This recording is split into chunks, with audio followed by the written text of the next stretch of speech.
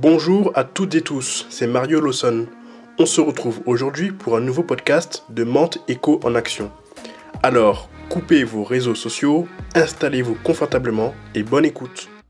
Je m'appelle Noémie Sebayashi, je suis native de Mantes-la-Ville, j'ai passé quelques années à Paris et puis finalement je suis revenue à Mantes avec un peu plus de maturité et des envies d'agriculture urbaine. Ouais. À travers, suite à une reconversion professionnelle, je me suis sur le tard intéressée à l'agriculture et plus tard après en milieu urbain. Et en fait j'ai réalisé qu'il y avait vraiment un potentiel social en fait autour des projets d'agriculture urbaine, que c'était pas juste un confort en fait, qu'il y avait vraiment un réel besoin.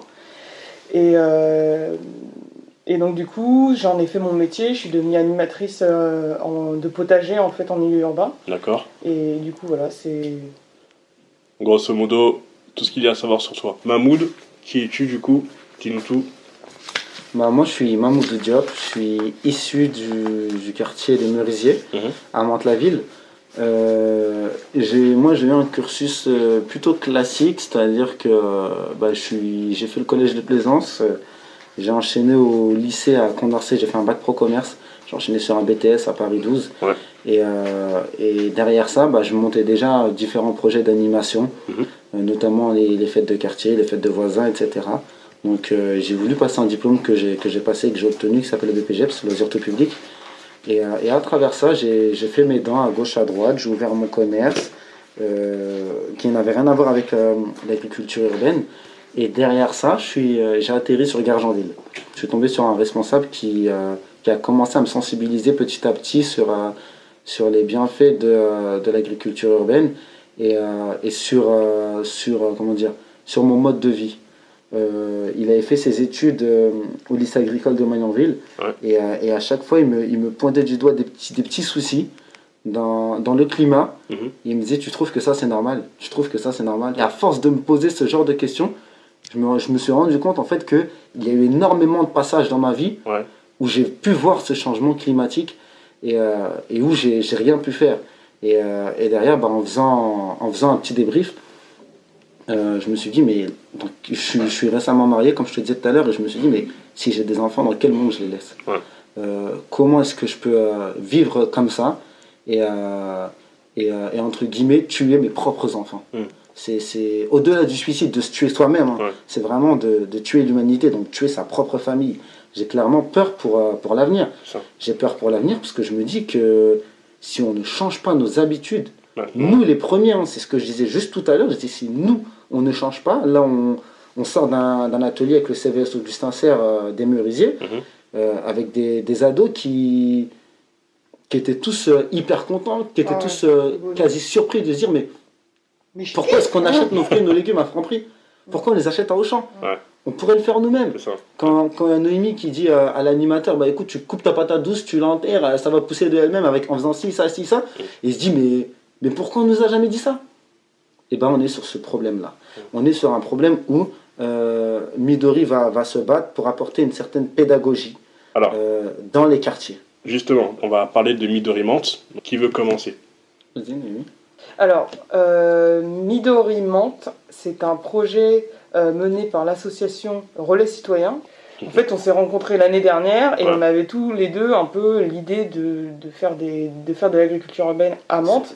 Et donc, en fait, à deux, on a commencé à brainstormer et on s'est dit, mais voilà, on va monter un potager. Non, en fait, ce potager, il aura un nom. Il faut qu'il ait un nom. Bien sûr. Il faut qu'il y ait une empreinte. Il faut vraiment clôturer le truc dans le sens où c'est vraiment une entité en fait qui va prendre place au fur et à mesure à Mantes-la-Ville. Et du coup, on a trouvé le nom Midori Mantes. Alors moi, je suis à moitié japonaise et Midori, c'est la couleur verte. Et je me suis dit, c'est marrant, ça peut être un jeu de mots, dans le sens Midori Mantes, ça peut être comme la menthe verte. Voilà, c'était juste pour le clin d'œil. Et puis menthe en vert, c'est voilà. En fait, tout se rejoint, quoi. Tout le monde a compris le jeu de mots. Tout se rejoint très rapidement. Exactement. Et du coup, voilà, ça fait donc 1 an qu'on travaille sur des projets à l'écrit, on réfléchit à des cours, sur des formes pédagogiques, sur formes, etc.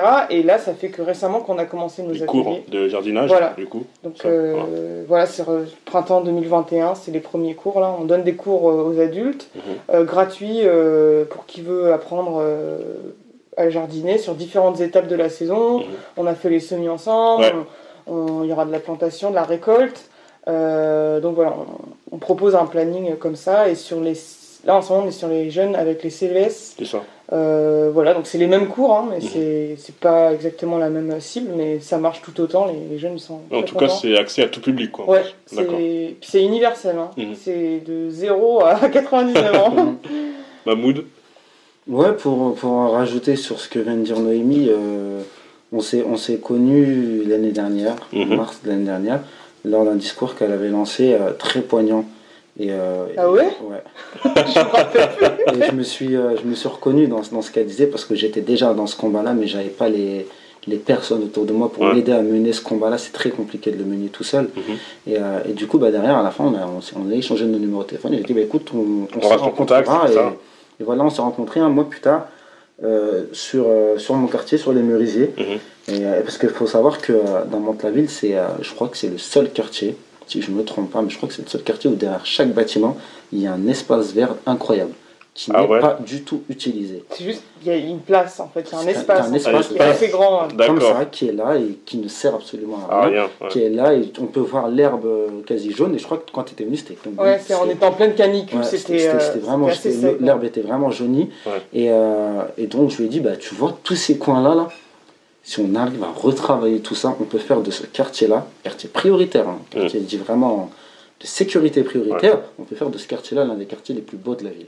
On est très complémentaires. Moi, je suis vraiment la partie jardin, technique, formateur de potager. Et Mahmoud, c'est plus son expérience en asso, dans le social aussi. L'écriture de projets. Les projets, etc., les demandes de fonds, c'est vraiment sa spécialité. Donc du coup, ça fait vraiment qu'on a un projet riche et complémentaire, surtout, complet. Assez complet. Et d'ailleurs, n'oublions pas, donc il n'est pas avec nous, mais Samy aussi.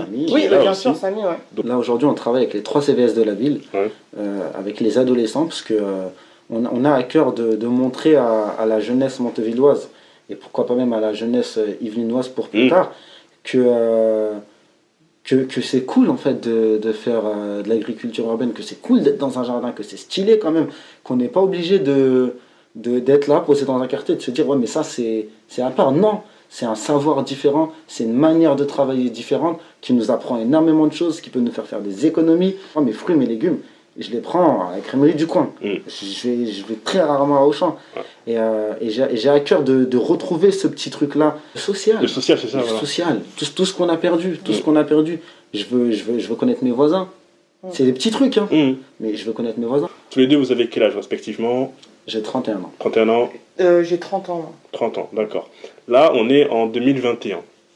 Si je devais me projeter, si je devais revenir vous voir dans, je sais pas, 3-4 ans, imaginons 2025, qu'est-ce que vous aimeriez qui change entre cet entretien, cette interview, et 2025? L'idée, c'était pas qu'on soit que sur Midori Mantes, mais qu'on ait Midori Magnanville, Midori Buchelet, Midori Paris, Midori Rouen. C'est ce qu'on aimerait qu'il se passe réellement, et pas juste pour les personnes dites un peu plus favorisées que les quartiers. On veut vraiment toucher à... En fait, ça, c'est notre mission. Il y a des missions qui sont faites dans les quartiers plus favorisés. Et ça, il y a pas de souci. On les laisse faire. Voilà. Mais nous, notre mission, c'est les quartiers prioritaires, en fait.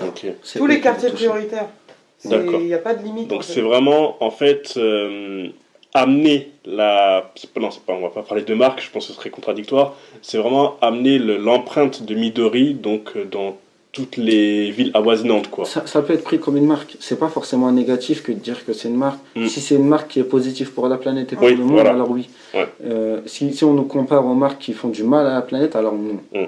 Mais ça peut être déposé comme Midori et toutes les villes qui y a autour, ou un pays différent, Midori Mauritanie, Midori Sénégal, Midori Mali.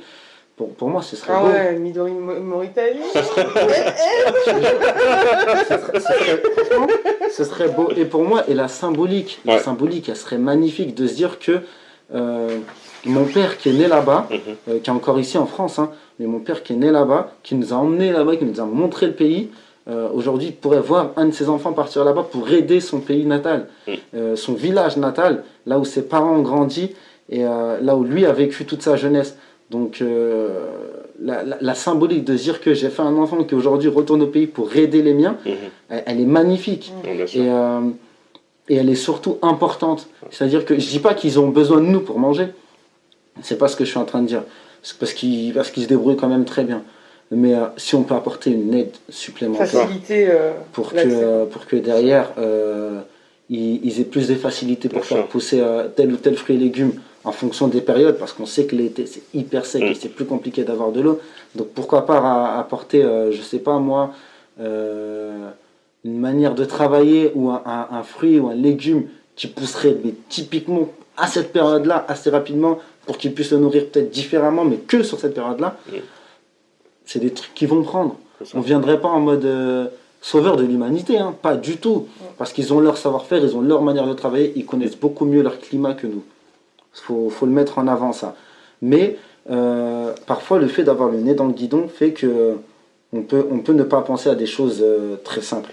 Et on peut peut-être apporter quelques solutions par-ci par-là, comme eux peuvent peut-être nous apporter une manière de voir les choses sur nos potagers qu'on pourrait retravailler nous aussi ici dans les différents midori qu'on aimerait avoir d'ici quelques années. Est-ce que vous avez pris contact avec des politiques par hasard, avec des personnes qui justement sont les plus à même de diffuser vos actions? Est-ce que vous en avez parlé, je sais pas, comme ça je dirais, à des élus, à des représentants donc, de l'environnement, ou voire même au maire en question?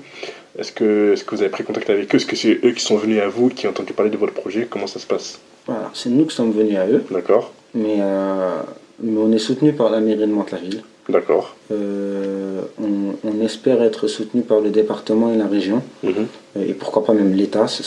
Franchement, ce serait une symbolique de fou que de dire que dans toute la lignée, Europe, État, région, département, échelle par échelle, municipalité, ils soutiennent ce genre de projet-là parce qu'on sait que c'est le défi du 21e siècle.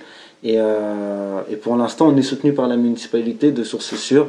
On attend de faire nos premiers bilans pour essayer d'être soutenu par la région, le GPSO et le département. La GPSO, pardon, et le département. La GPSO, c'est le Grand Paris Seine-et-Oise.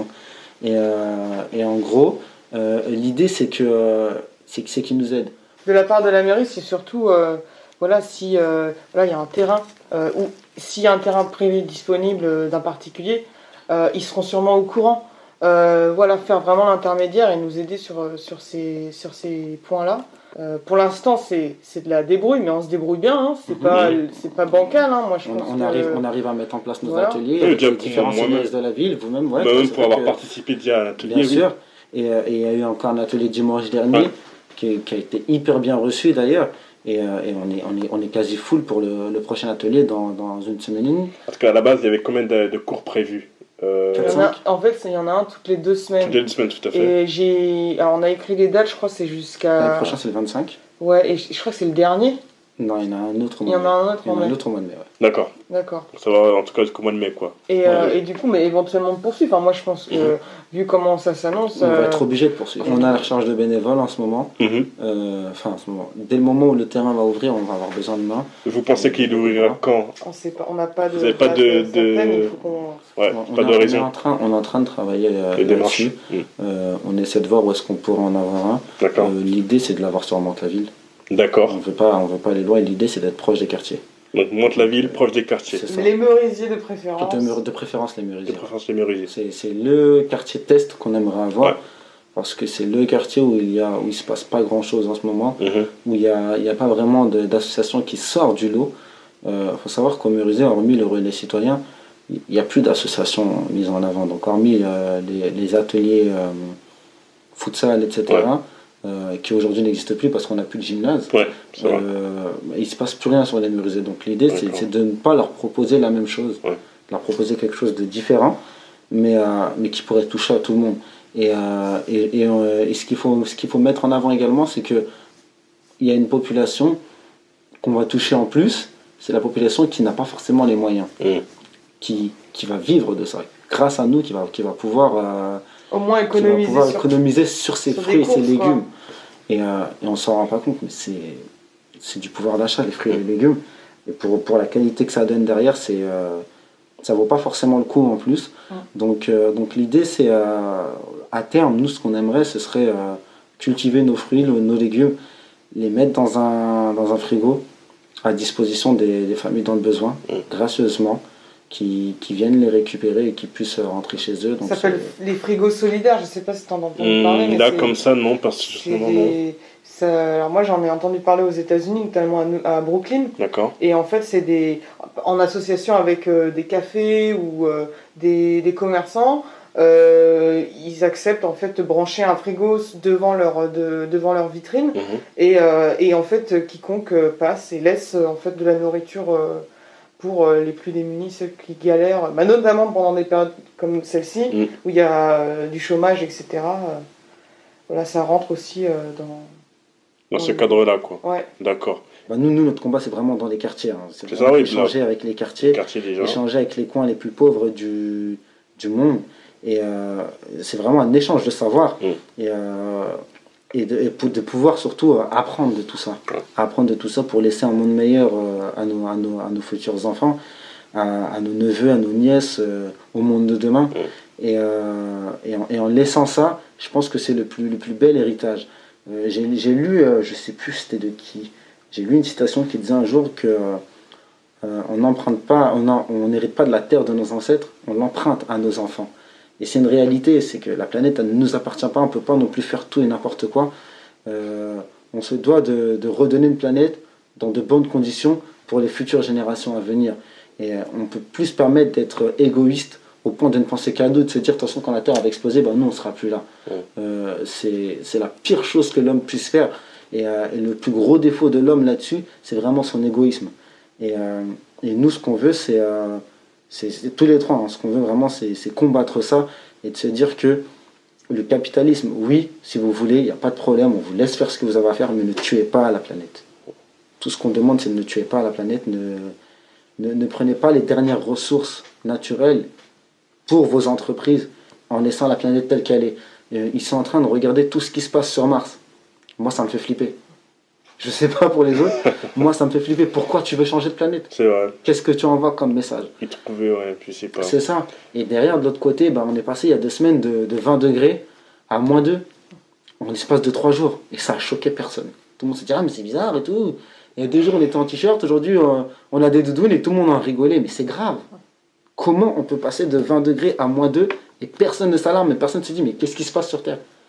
Et c'est que des trucs comme ça en fin de compte. On nous envoie des rappels et des rappels, la planète nous envoie des rappels et des rappels, et à un moment donné, il sera peut-être trop tard pour agir, quoi. C'est ça. La planète va se régénérer, je m'inquiète pas du tout pour la Terre. Je m'inquiète pour l'homme. Je m'inquiète pour l'homme, je m'inquiète pour la nature, je m'inquiète pour tout ce qu'il y a autour. Et là, à l'heure actuelle, on fait n'importe quoi. Je m'inclus dedans. On fait n'importe quoi. Faut qu'on arrête de faire tout ça. Il faut vraiment qu'on se pose tous et qu'on se dise, comment est-ce qu'on peut faire pour sauver la planète? C'est encore possible aujourd'hui. C'est encore possible aujourd'hui, mais il va falloir que tout le monde y mette du sien. Agir tous ensemble, quoi. Il va falloir qu'on arrête de se dire, mais la Chine a continué on s'en fout que la Chine a continué à faire ça. Toi, fais ton travail de ton côté. Et après, quelqu'un ira voir la Chine pour dire à la Chine, fais ton travail de ton côté. C'est beaucoup plus facile de boycotter un pays qui ne suit pas les règles que de se dire, mais moi je le fais parce que lui aussi il le fait, parce que lui aussi il le fait, parce que si tout le monde le fait et qu'il y a 1 ou 2 pays qui ne le fait pas, on boycotte les 2 pays. En boycottant les 2 pays, ils vont rentrer dans les rangs. C'est aussi simple que ça, mais à un moment donné, qu'est-ce qu'on peut faire d'autre aujourd'hui? Qu'est-ce qu'on peut faire d'autre? Le fait d'aller sur la planète Mars à chercher de l'eau, à se dire peut-être qu'on va se sauver. Une source de vie. On n'est pas des extraterrestres. On n'est pas fait pour passer d'une planète. Mais c'est vrai. On n'est pas fait pour passer d'une planète à une autre, c'est pas le but. On n'est pas des extraterrestres. C'est pas le but, mais on se croirait dans Independence Day. Ils se disent on va partir et dès qu'on a fini d'utiliser les ressources naturelles de cette planète, c'est pas grave, on part dans une autre planète, on va utiliser toutes les ressources naturelles. On n'est pas dedans. Ça va commencer à se transformer en mode Dragon Ball Z. Ça va être. J'ai peur pour le monde de demain. J'ai vraiment peur pour le monde de demain. On est en pleine dystopie. Et c'est ça que je cherchais tout à l'heure, c'est la Terre n'est pas rancunière. La terre n'est pas rancunière, Ouais. d'accord. La terre n'est pas rancunière. C'est le terme que je cherchais. Un sol qui n'est plus fertile aujourd'hui, on peut le rendre fertile. Vous venez d'écouter le nouvel épisode de Mente Éco en Action. Si le podcast vous a plu, n'hésitez pas à le partager et on se donne rendez-vous bientôt pour une nouvelle initiative à mettre en avant dans Mente Éco en Action.